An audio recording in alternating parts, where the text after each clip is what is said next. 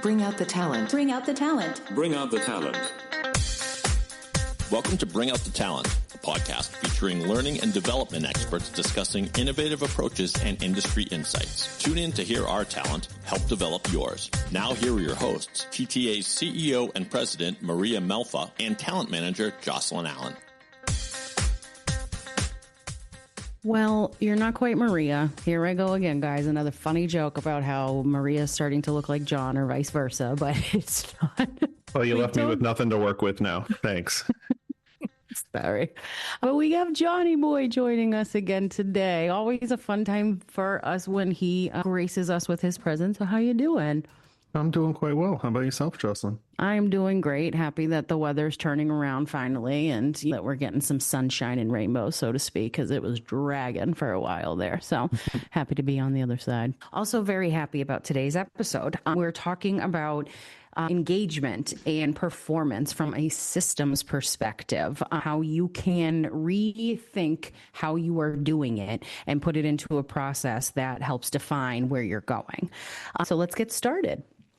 Today's conversation challenges a common assumption that shows up in almost every organization, the idea that engagement and performance are primarily people problems.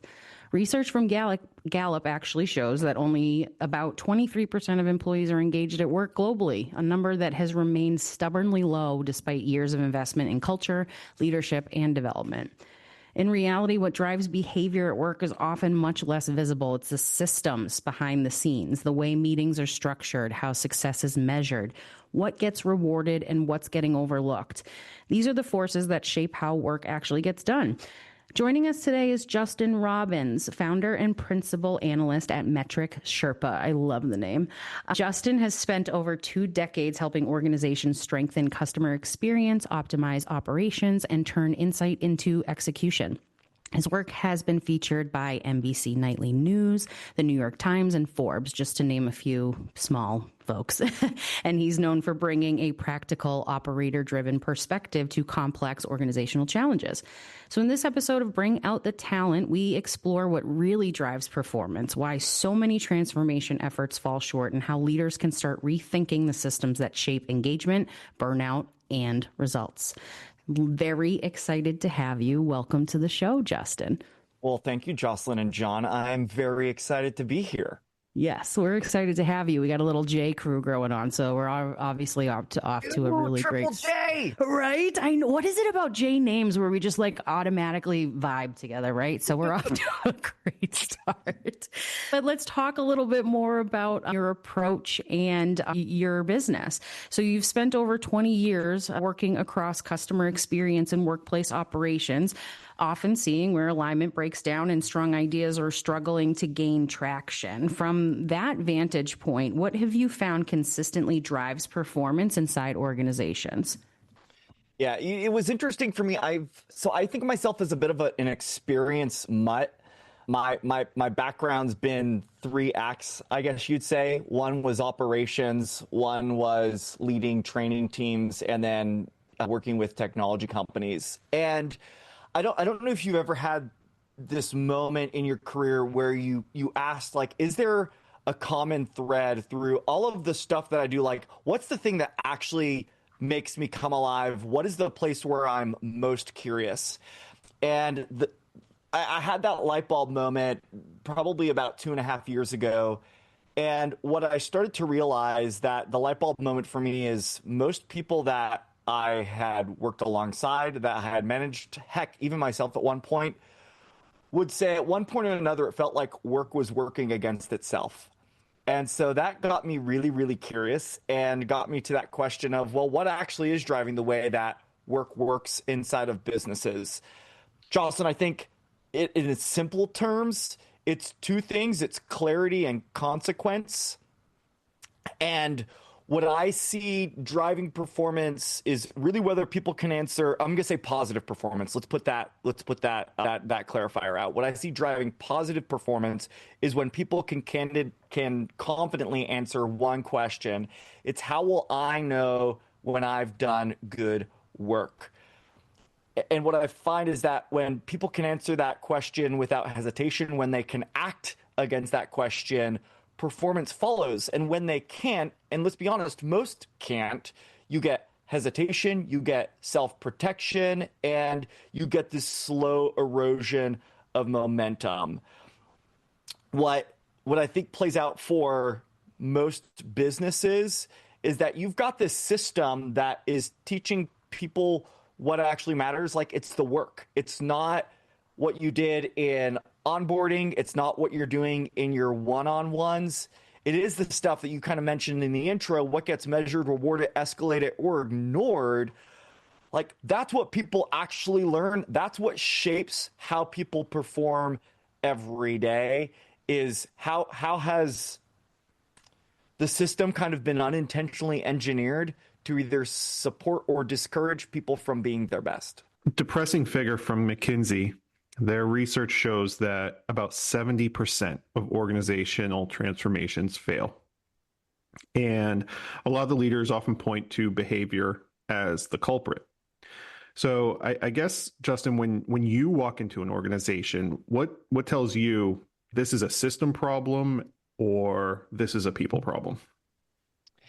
Yeah. So the first thing that I would challenge any leader is to ask the question of, like, what is the structure that we've built, and how is that behavior potentially an output of that? Like, that would be the first thing. And what I've discovered is most people haven't been born with a predisposition to be apathetic or disengaged. Like, that's not how most people are wired. When I go into a business, I'm looking at things like, talk to me about turnover within specific roles over a period of time. And do I see that maybe certain jobs or certain departments seem to have like high concentrations of turnover? If I talk to people, are there recurring complaints about the same processes or systems or constraints year after year, and does nothing actually change? Or do I see new leaders who come in with high energy and ambition, and then they leave kind of feeling defeated and nothing changed? Like, these are, if anybody listening to this is like, I could probably name 6 instances of that right now. Like, the reality is, it's those patterns of repeating problems, repeating churn, repeating inertia.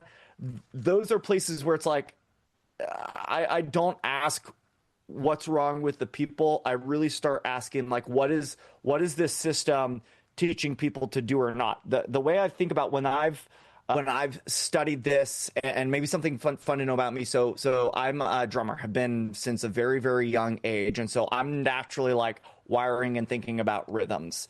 And the way I think about this, and what I look inside of a lot of organizations, are what are the accidental rhythms, or maybe the undesired reflexes that they have.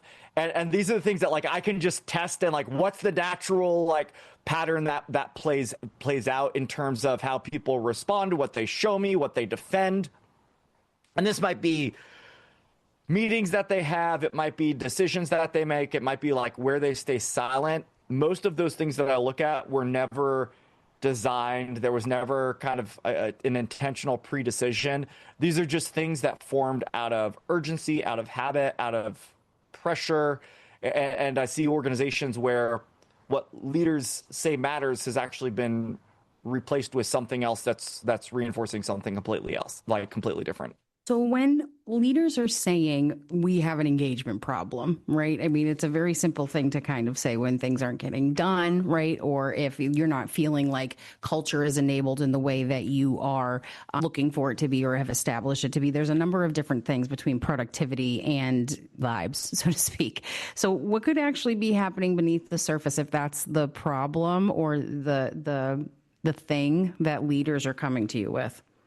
Okay, so let's just accept that disengagement or apathy, quiet quitting, psychological absence, whatever term over the last 60 years of work you want to use to describe it, is a real thing. Maybe the better question is, like, why is it playing out? And if you look at some of the data, I think you had mentioned earlier the Gallup statistic, The part that I think a lot of people skip when they dig into the findings is one of the largest drops is actually among managers and leaders. So if you think about the people responsible for creating these conditions, they themselves are disengaging. Why? I've spent a lot of time researching this. Surveys, focus groups, conversations over coffee with thousands of leaders. And most people, like, the way that they described it is that the system has essentially made the wrong behavior easier than the right one. And so the wrong one is just winning, right, wrong, or indifferent. The wrong one is winning. And this is a matter of like competing, and so, like, there's all of these little ways that it erodes it, but like what it really comes down to is like we feel like there's this disconnect between what our business promises and what we actually practice. Maybe that's the easiest way for me to talk about like what's playing out. So that's like, okay, so what does that look like? It can be a bunch of different things. The other thing I think, though, on this question of like what's actually happening here, I think that there's some confusion between employee satisfaction and employee engagement as well. And I think that confuses some people in terms of like what the problem is in their business. Like if we think about what employee satisfaction is, it's really about conditions. It's pay, hours, what tools do I have available, resources. But engagement is more about investment. It's about my sense of meaning, belonging, impact. And my observation is a lot of businesses solve the wrong problems. They say, hey, we're struggling with employee engagement. And then they do a bunch of things that really have more to do whether or not somebody's satisfied and not anything to do with whether the conditions exist for them to show discretionary effort and actually say to themselves, this is someplace where I feel like I belong. And so you've got people who kind of improve some of these other conditions and they wait for commitment to follow, but it rarely does. What I guess ultimately see is one of four things are the real problem when businesses say we have an engagement problem. It's either a clarity gap, what actually matters, a recognition gap, and I don't mean like high fives and company kudos. This is like a lot of the work that I do that really matters feels invisible. So recognition. Third would be autonomy. And again, these things that I feel like are undermining the job that I was hired to do. And then the fourth, I think, is some level of psychological safety or even just overall like cognitive load and the fatigue that's coming with it. And the issue with all four of those is like none of them are about perks or like you're not going to do another survey or listening session that's going to solve that problem. This is really going back to the idea of systems and redesigned work. It's like, does work against us? Like that is the biggest question here, is like the job that we've asked people to do, have we created an environment where it is actively preventing that from playing out? Yeah, and to your point earlier, Justin, a lot of times at least pieces of that system are completely unintentional. So it probably needs a fresh look at it and to make sure those pieces are addressed well and properly and that you are aligning behavior with the system. So yeah. And you can't blow the whole thing up, right? It's actually it's incredibly incremental. It's all of these small places at once, but it's like if you can take like a 1% increase in your intentionality and there's 6 habits that I kind of recognize in the organizations who do it well, but it's like if you can at least practice one of them for 30 days, like start there. You don't need to blow the whole thing up. I've got all the metrics today for you, Justin. So research from Harvard Business Review found that professionals can spend up to, and I relate with this, 23 hours per week in meetings, many of which lack clear outcomes. So how can everyday structures like meetings and internal communication influence performance, potentially more than leaders might realize? Yeah, I think that how we run meetings, I mean, I think how we do anything is a reflection of how we do everything in our business. And I think in terms of three big buckets. One is clarity. I say that a lot because it feels like we're short on it in a lot of businesses. Clarity, discipline. Had this conversation with a lot of leaders recently. They feel like their organization just lacks the discipline they need to see things through. And then accountability for what we say we're going to do, how we're going to measure results, and whether or not we're getting closer. And one or all of those three, the existence or the absence of them, like that tends to tell me a lot about what the organization does. And I think we've probably all been in a place where you've got a business who defaults to, let's use a meeting as an example, but we haven't defined who has the authority to decide what are the roles that people play in it, what are the outcomes that we're really looking to drive. Like, we've gotten really good at masquerading behind all of this activity and believing that it's driving meaningful change in our organization. And like, it's a comfort blanket, and we need to be uncomfortable for a season, I think, because it's not actually driving what it is. But I think the deeper issue with, again, meetings or initiatives, like insert whatever corporate blah thing you want to use here. Like, the deeper issue to me is that our communication patterns, I think, are creating some of the strongest rhythms and some of the strongest reflexes inside of our businesses. And again, like, in the moment, we don't think about, but when you take a step back and look at it play out day after day, after week, after week, after month, after year, you realize that all of these meetings that end without us having a clear decision, well, that's just teaching people that preparation and follow through is optional. Or when we're only giving feedback after there's been a failure, well, this is going to teach me that I should probably limit my exposure to risk as much as possible. Or when we have kind of what it feels like this shifting amoeba of priorities week after week, and there's no clear explanation or understanding, like people realize, I'm just going to narrow where I focus, and I'm just going to wait for this to all play out. Like, all of this stuff, like, that's what's teaching people what matters here. And again, in my research and experience, like, people aren't resisting the purpose that we've put in front of them as a business, or the ambitious goals that we're setting. They've just adapted to the rhythm of work that they've experienced every single time. And that, to me, again, like, that's how this influences it. It's like one small thing that just, the pattern, like, whether we name it or not, we're seeing it everywhere. And so our minds are really, really good at picking that up and making decisions for us. That, again, John, you said it's unintentional. For so many businesses, it's unintentional because we just haven't recognized how much our habits have shaped the DNA of how our business runs. So I love that statement that you made, the shifting kind of blob of areas of focus or responsibilities. And I've seen that a lot with our clients. Like, we've got clients, it's absolutely, it's for the right reasons, right? They're ambitious. They want to get a ton done. But I think that ends up looking like that shifting priorities. Haven't finished seeing one thing through, and we're on to the next four things. So I guess my question for you is, what does intervention look like for that? Or what does the guidance look like for an organization that is used to operating that way?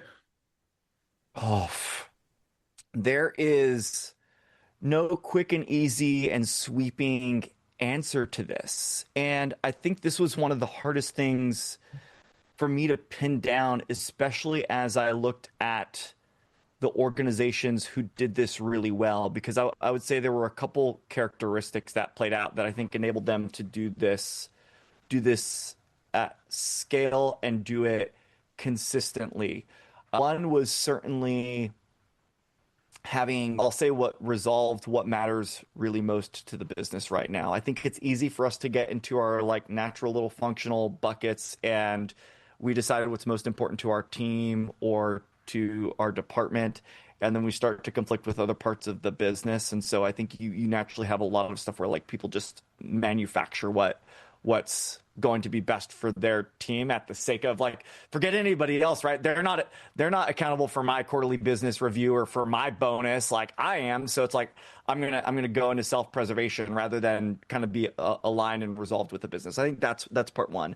I think a second thing is certainly knowing where you need to hold the line on what matters most. And this is for me of like, can you, as I had a mentor early in my career who talked about intentional pre-decisions. And what they said is like a lot of how we designed things inside of work is like the ideal condition. And the minute pressure shows up, that's when we start to make some of these compromises. And if we don't decide ahead of time an intentional pre-decision about what needs to win, then this stuff just like, we go to that, whatever my reflex or my instinct or my emotions in the moment do. So like that's something that, again, you don't have to do it as a corporate, like as a company-wide thing. It's like you as a leader can say, hey, what are some of the places, even in the last 30 days, that I know that we compromised on a place where we said we would never compromise? Like, it's like stuff like that. You can keep going on, but it's being really, really intentional about the habits that we're setting into our business around what matters most. Where do we compromise? Like, where do we compromise or not? How do we make sure that people's contributions are felt and acknowledged? How do we think like intentionally about the tempo and how work actually runs? How do we think about measuring not just what the output is, but how work feels for people? Like these are things. Like, how do you do it? It's usually one of those that I start to break down inside of a business. It's like, well, which one is kind of flaring up the most for you right now? We love all these examples, Justin. And I know that John threw you a curveball there, but it brings up a lot of like really good points about the point that you're making with your system design and how you implement those things to move forward towards performance and development. And you had mentioned earlier something that kind of stuck with me where I was like, oh, that's interesting. And it's like the other side of the coin where maybe your system is designed to make let's call them the wrong behaviors easier to do, or you come out of it more conditioned to continue those behaviors, which aren't the right direction to go in. So my question is, when organizations are heavily relying on metrics or trying to implement these types of metrics to see where they're going, right? Where do you see those metrics sometimes unintentionally still driving the wrong behaviors? Yeah, so I can give a couple real examples and then talk about more granularly, because we've actually seen this play out publicly. I recently had the opportunity to give a TED Talk. And one of the things we talked specifically about in that was this point and what happens when we say one thing, but then the system makes the right behavior harder than the wrong one. Probably one of the most well-known examples is Wells Fargo. And they talked about trust and partnership. And this was the message. But then they rewarded aggressive quotas that violated both. Right? Really good example of like a brand who said, here's one thing that matters, but then what they put into practice actually contrasted that. There's something called the Goodhart's Law. And it's this principle that says that when a measure becomes a target, it ceases to become a good measure. And I'll be honest, like I have lived this personally, even in my own career. There was one of the teams that I was running that I was like, I wanted to be the cool manager that everybody was like, oh, this guy has my back. He wants me to be successful. So I was like, we're just going to put all of this stuff out on a report. And mind you, in this particular environment, it was a very customer-centric environment. In my one-on-ones, in my coaching, I had said to my employees, like, hey, what matters is that you understand the customer, that you take time to not just resolve the existing issue, but if we can understand and anticipate future ones. Like that was where we spent coaching conversations. That was even a lot of the stuff that I said mattered most to our team. But when I built this dashboard, one of the things that I ended up putting in the upper left-hand corner of the report was the average time that they spent with a customer. And this was just, I was trying to be transparent and give you all of the things that we were pulling from our system, like, I want you to know this is the stuff that's available to us. And if you know anything about how we read and how we place priority, because it was in the upper left-hand corner of that report, my employees interpreted that as that was the most important metric. And it didn't matter what I had said to them. This thing that was landing on their desk every day started to shape their behavior. What I said about priority and importance, like the pure like placement of that metric taught them something unintentionally, again, because of what I did. So like, I think some of it's that we just don't realize how people are interpreting what we're putting in front of them.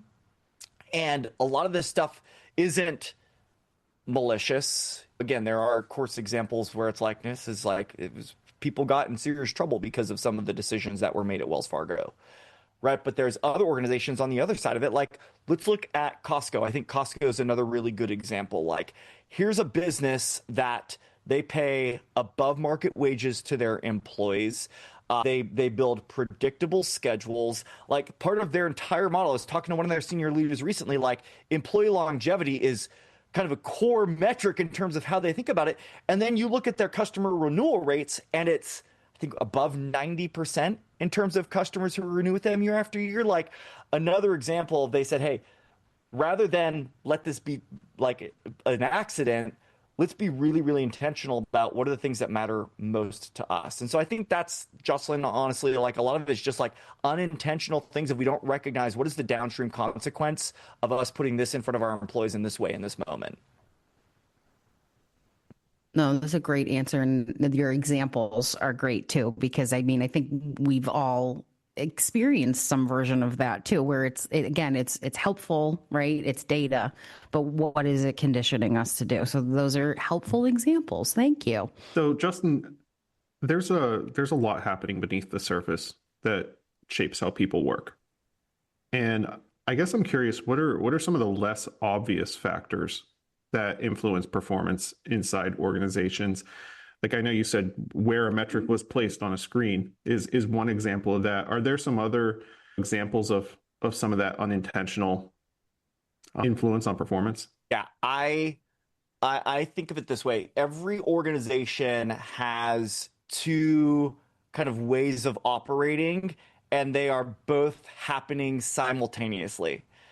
You've got the formal one, and that's what the leadership team designed. This is our hierarchy. These are our processes. These are the company values. And then you've got the informal one, and that's the one that people are actually using, right? It's like, hey, Jocelyn, you need to know that, like, if you want a decision to get made, just circumvent John, and you got to go to this other person because like they're the real one who's going to do this. Or in this situation, like the rules don't get enforced. Like like if you say this is an issue, they're going to ignore policy and you can just proceed. So like that's your get out of jail free card. And also, by the way, like John's opinion, he carries way more weight. Like I know he's not the director of the department, but he's the one who has the ear. And he's the one that, like, if you're in John's good favor, like you're set for like that. That I think is the thing to know, is that our business, most performance is living in the informal system. It is not in the one that we've like nicely designed and governed. And most leaders I talk to, they have no way of auditing or understanding it. And so when I talk about the gap between promise and practice, like this is that. It's what has the business said matters. And then like, what is this undercurrent that's actually driving how the day-to-day plays out? And like, that's the stuff, again, it's like, that becomes what we internalize. That's the stuff that people learn once they get out of the classroom and start spending actual time on the job. Like that's the stuff. And I think there was a quote when I realized this topic was like something that really mattered to me.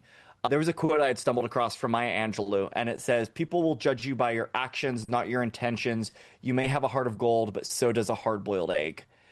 And I think a lot of people can, like, when they actually sit with it for a minute, can realize that it's like, gosh, we have most leaders are great people with the best intentions, and that we've got this unintentional thing that's actually creating what people experience. And so then why do we see numbers like Gallup? Why, when we look at consumer indexes, do they seem at an all-time low?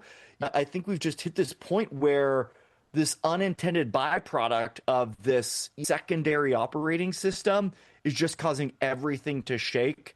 And maybe finally somebody will do something about it and we won't just let it play out. It's an interesting segue too, because there are, with this intentional, unintentional, right? And directing and creating your systems, right? There are things that can come out of broken things with good intentions or not. And that can be things like burnout. It can be major inefficiencies, which is a huge thing that we're talking about here with this system. So what are some of the, I guess, signals or that companies are sending, or the things that they're doing intentionally or not, that end up rewarding those types of things? I think it goes back to where you were saying the systems can sometimes make the wrong behaviors easier. This is a similar thing, but specifically talking about things like burnout and inefficiencies, which we ideally want this system to fix. Yeah, I think the loudest message that organizations send on this front is celebrating the heroic firefighter. And this, to me, is the person who stays late. They work the weekend. They solve the crisis. Like, we are praising them. And organizations almost never celebrate the people who prevent crises from existing in the first place. This is one of the biggest things that it's probably going back a decade now. One of the things that I've been studying very consistently is apathy and connection at work.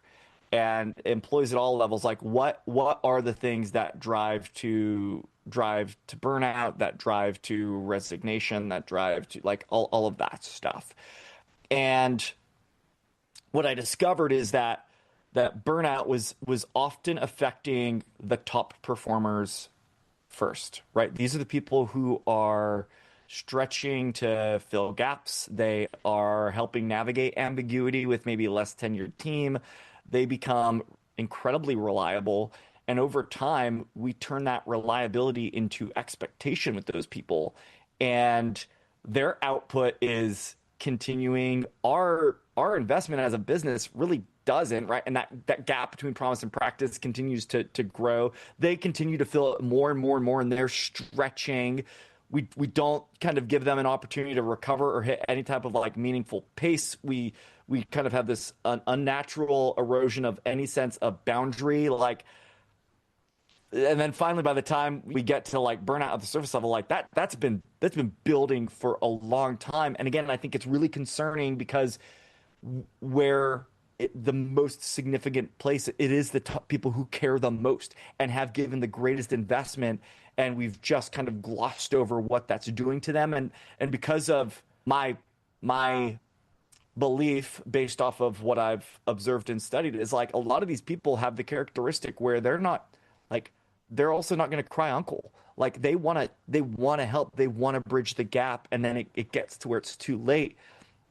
And so you've got this place where like they're the stabilizer until they're not, right? And so then when they break, it's like everything else kind of structured with them. But for me, that's again the biggest thing. Like, people don't burn out because the work is hard.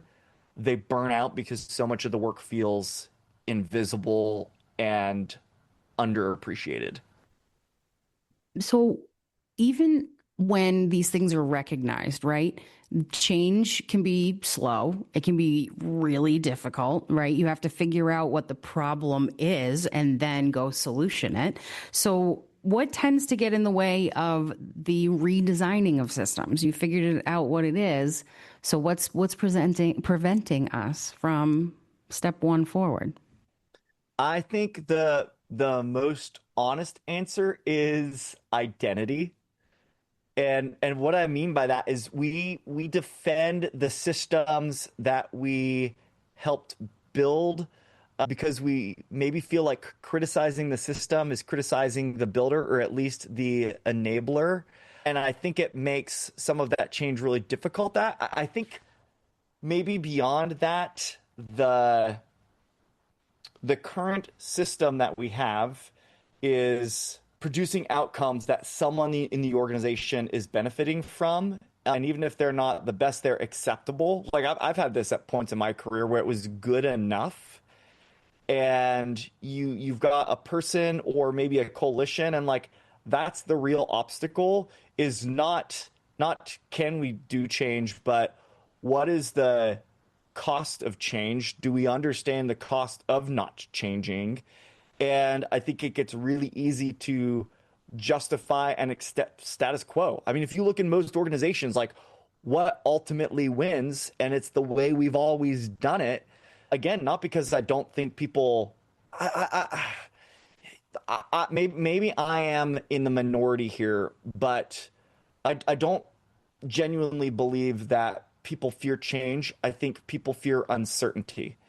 And I think we need to do a better job of having vision and confidence and a system that enables safe, smart risk. But I really think it's like it's either you've got somebody who's already benefiting from what's going on, or we just create really human excuses. I mean, it's not like I don't think it's more complicated than that.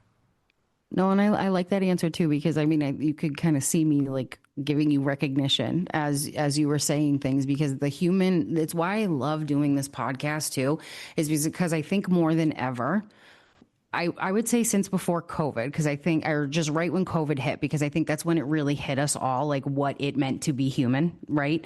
And you cannot remove that from yourself. Like there's nothing you can do to change who you are in a personal or professional setting outside of normal behavioral things. And so this tie-in of you saying the reasons are very human centric makes so much sense. It's the same reason why you say people aren't necessarily afraid of change. They're afraid of uncertainty. And that could also lean into they're afraid of being uncomfortable and vulnerable. Who would choose the uncomfortable situation if they have an option, which again leads back to your systems design and what are we creating to enable the right behaviors versus the easier ones.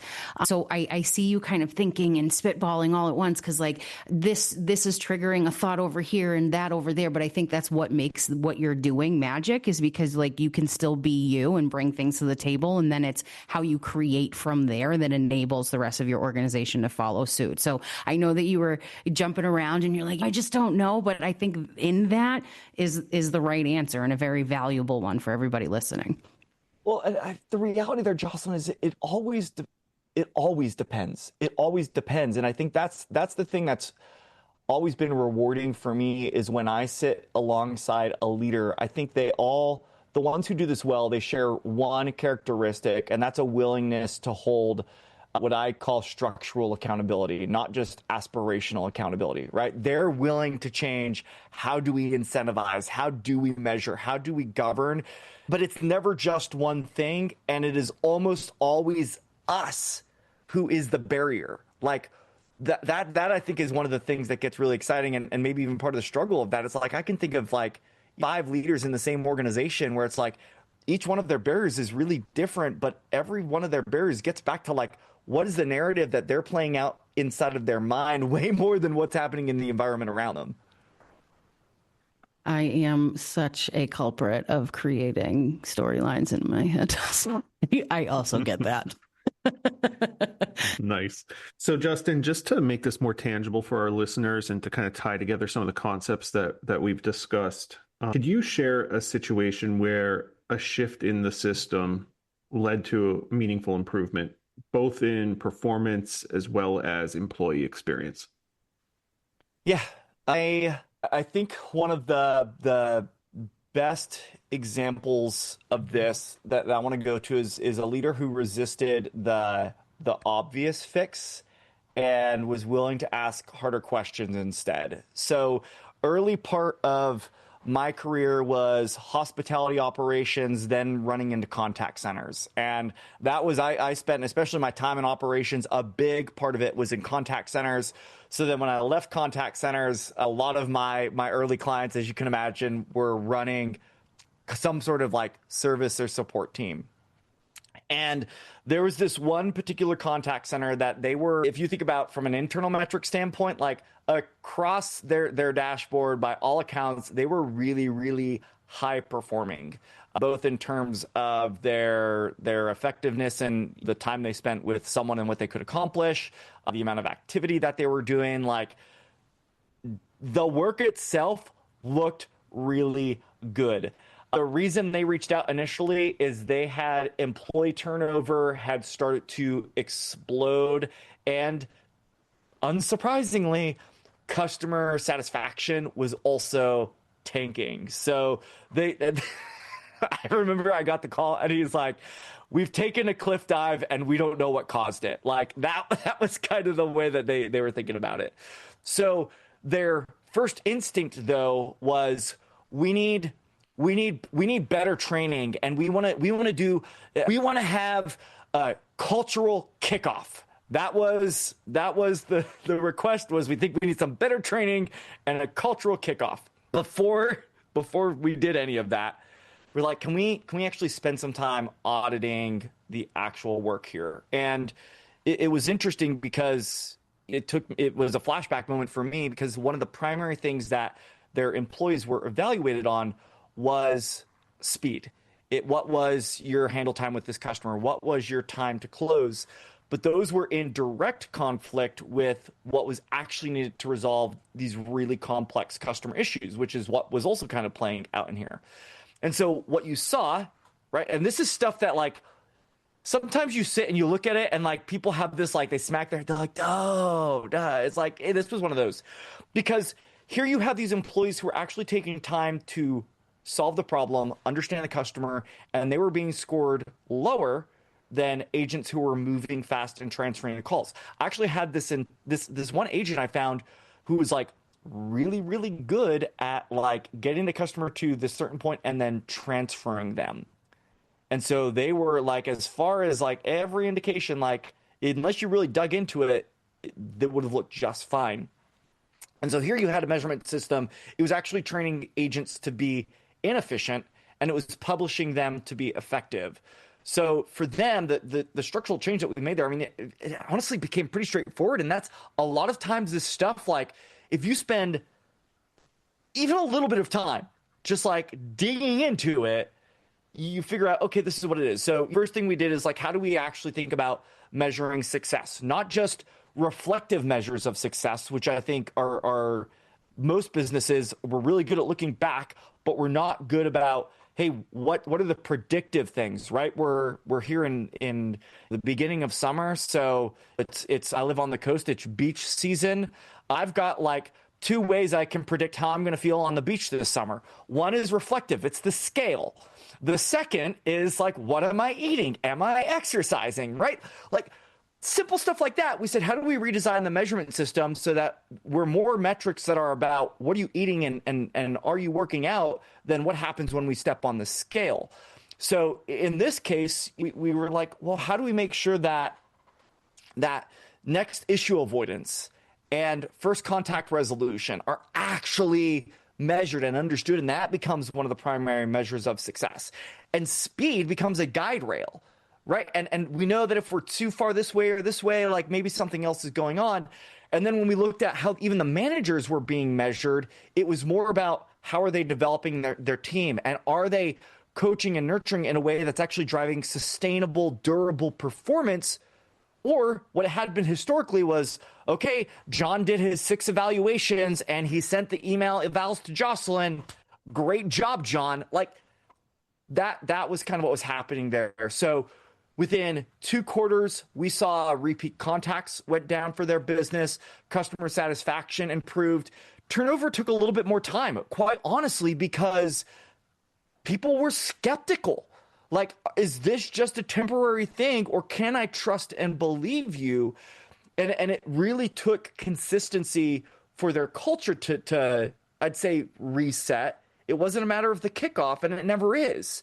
It's, can I count on you to consistently say what you'll do and do what you say? Again, like fundamental stuff. Like that's the stuff that when I think about whether it was in sessions that I do with people, talks that I give, or even in the book, like the idea for me is like what you say gets people in the door, but what they experience actually determines whether or not they stay. And I think like that for me is the thing we have to think about when it comes to redesigning systems or like making this tangible, is like, what are people actually experiencing? Like how does work? Not what does it drive, right? Not what's the outcome, but how does it feel and what's the experience that people are going through? So everything you just said made me realize that when I go get my coffee in the morning and I see that timer up on the wall inside the coffee shop, that's probably why I'm getting the wrong coffee. I will tell you, I have a relative who is a leader for one of these coffee chains. And fun fact is one of their corporate incentives is based off of drive-through time. And so if you are in a hurry, you can be sure that you will be served faster in the drive-through than if you come into the counter, because that's a gray area. It's harder to measure. So yeah, there's definitely incentives that drive the wrong behavior and certainly one type of experience at some of those institutions. I'm just having fun. Usually they get it right. I mean, you seem triggered, John. I wanted you to have an opportunity to process that here on. I do feel relieved now. So good. I've vindicated your exactly. Achieving lots of things here today. So on a final note, Justin, as organizations are continuing to evolve, what would you say is one shift in thinking about performance or engagement, either one, that you think leaders should really be paying more attention to right now? Look, I think we need to stop treating performance and engagement as separate disciplines. They really do come from the same source, and that source is work design. Like if we go back to even some of the Gallup data and the double click on leaders being that place where this has been the greatest drop, like you've got people where they are navigating systems that are fundamentally misaligned with why they've come to work in the first place.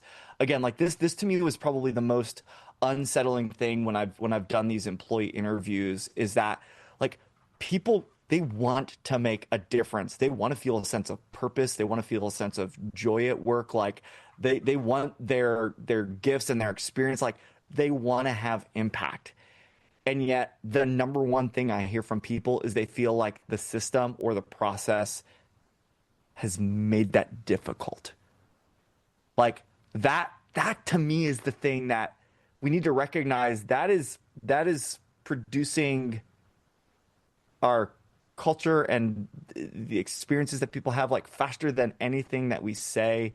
So the shift that I probably am advocating for the most is how do we move from measuring engagement or talking about it to actually designing for it, making sure that it's something that we're intentional about, that we're willing to repeat, that we're willing to reinforce, that it's not like too often we try to have it live on our poster or in a rah-rah speech, and then we step out of that moment and it just plays out like that.